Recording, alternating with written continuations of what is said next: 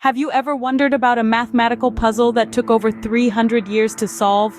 This isn't just any puzzle, but one that has intrigued and baffled mathematicians for centuries.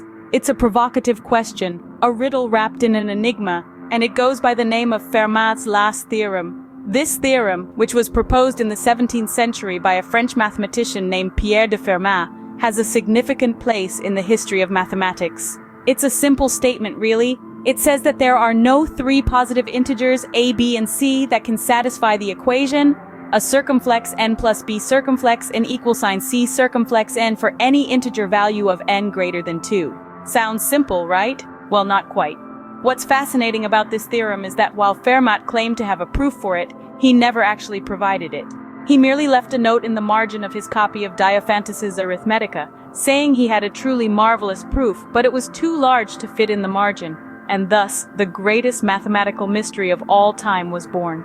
For over 3 centuries, mathematicians tried to crack this puzzle, but it wasn't until 1994 that the theorem was finally proven. A British mathematician named Andrew Wiles, who had been fascinated by Fermat's last theorem since he was a child, managed to prove it after 7 years of intense work. The proof was a monumental achievement, one that combined many different areas of mathematics in a novel and innovative way. So why is Fermat's last theorem so significant? Well, it's not just about the theorem itself, but about what it represents. It's a symbol of the enduring power and mystery of mathematics, of the challenges and rewards that come from dedicating oneself to the pursuit of truth. This enigma, known as Fermat's last theorem, was proposed by a French mathematician named Pierre de Fermat. And his story, like the theorem itself, is full of intrigue, mystery, and a passion for the beauty and power of mathematics. Born in the early 17th century, Pierre de Fermat was a man of many talents. This French polymath was not only a brilliant mathematician, but also a magistrate, a poet, and a scholar of Latin and Greek.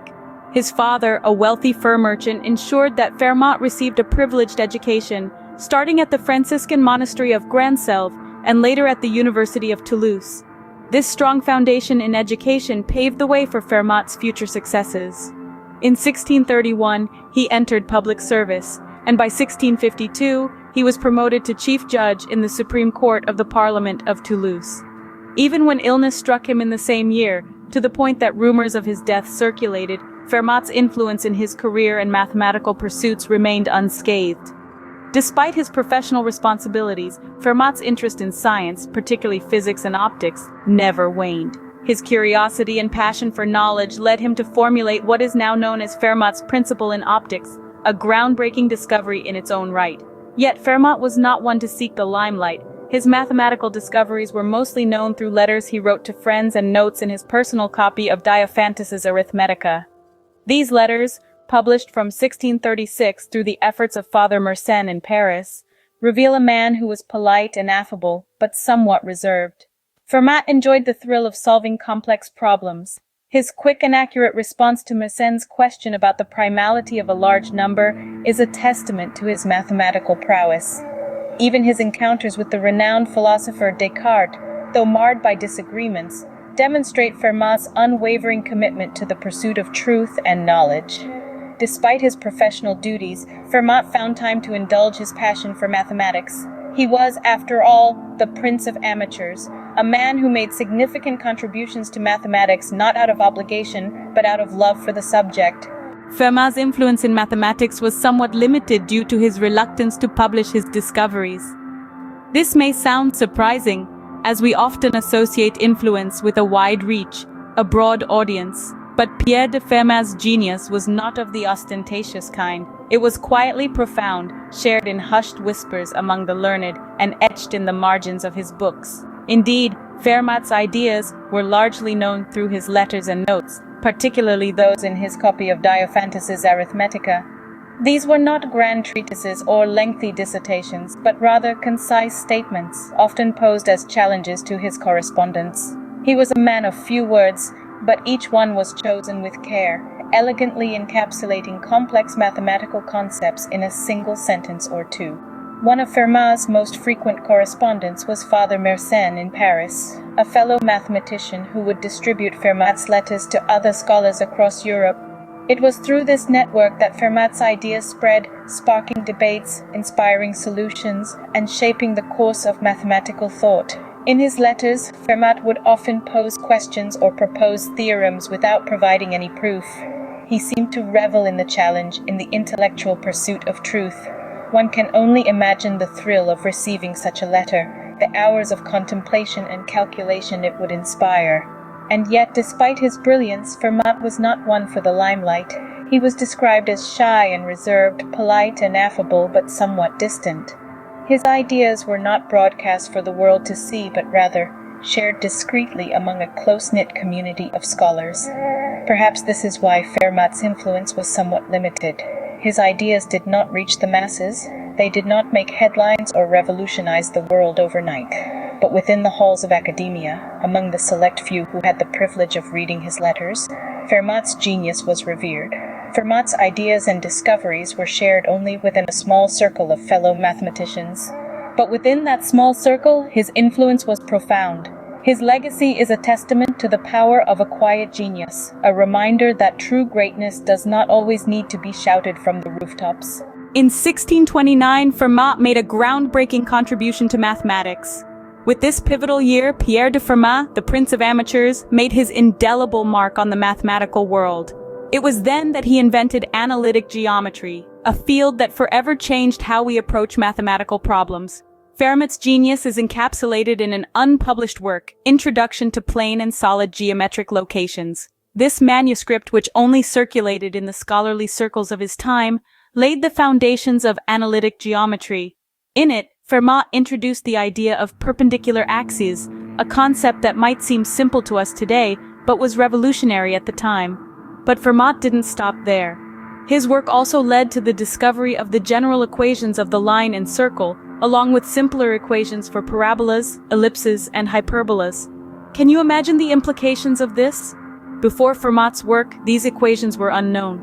His discoveries provided a new language to describe the world around us, a language that is still used in mathematics and physics today. Moreover, Fermat demonstrated that every equation of the first and second degree could be reduced to one of these types. This was a tremendous leap forward, simplifying complex mathematical problems and opening up new avenues for exploration. Interestingly, none of Fermat's ideas were present in Descartes' essay on geometry, published in 1637, even though Descartes had access to Fermat's introduction several months prior. This suggests that Fermat's ideas were indeed original and groundbreaking, not merely a reflection of the intellectual climate of the time. This remarkable achievement set the stage for modern mathematics. Fermat's work in analytic geometry is a testament to his genius, and a reminder that sometimes the greatest discoveries are made not in the spotlight, but in the quiet corners of a curious mind. Indeed, while Fermat may have been an amateur in the eyes of his contemporaries, his contributions to mathematics were anything but. And for that, we remember him not as the Prince of Amateurs, but as a giant in the field of mathematics. This remarkable achievement set the stage for modern mathematics. Despite never making mathematics his main life activity, Fermat left an indelible mark on the field. He was a jurist, a magistrate, a man of law by profession. Yet in the quiet hours of his leisure, he delved into the world of numbers, equations, and geometrical mysteries with a passion that was contagious. His contemporary, Blaise Pascal, held him in high regard, considering him the greatest mathematician of their time. Fermat was not just a mathematician. He was a riddler, a creator of puzzles. His most infamous riddle came in the form of Fermat's last theorem, stated in the margin of his copy of Diophantus's Arithmetica. He wrote, "I have discovered a truly marvelous proof of this, which this margin is too narrow to contain." This tantalizing statement sparked a mathematical hunt that spanned over 3 centuries. The theorem proposed that no 3 positive integers, a, b, and c, can satisfy the equation a circumflex n plus b circumflex n equals sine c circumflex n for any integer value of n greater than 2. Despite the simplicity of its statement, a proof for this theorem eluded the greatest mathematical minds for more than 300 years. It wasn't until 1994, more than 3 centuries after Fermat's death, that the British mathematician Andrew Wiles provided a proof for Fermat's last theorem. The proof was a remarkable feat of mathematical ingenuity, linking disparate areas of mathematics in a way that no one had thought possible. It was a testament to the enduring influence of Fermat's work and the power of his mathematical intuition. Pierre de Fermat, the prince of amateurs, was a testament to the power of curiosity and passion. His contributions continue to shape the field of mathematics, proving that a love for learning can lead to extraordinary discoveries.